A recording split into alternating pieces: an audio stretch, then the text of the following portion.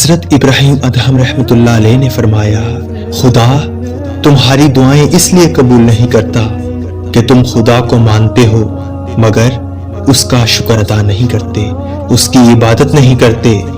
رسول اللہ صلی اللہ علیہ وآلہ وسلم کو مانتے ہو لیکن اس کی پیروی نہیں کرتے، قرآن پاک پڑھتے ہو مگر اس پر عمل نہیں کرتے، اللہ کی عطا کردہ نعمتیں کھاتے ہو مگر اس کا شکر ادا نہیں کرتے، یہ جانتے ہو کہ جنت فرما برداروں کے لیے ہے پھر فرما برداری نہیں کرتے، یہ جانتے ہو کہ نافرمانوں کے لیے دوزخ ہے مگر اس سے پناہ نہیں مانگتے، شیطان کو اپنا دشمن جانتے ہو مگر اس سے دشمنی نہیں کرتے، موت کو برحق مانتے ہو مگر اس کا سامان جمع نہیں کرتے، روزانہ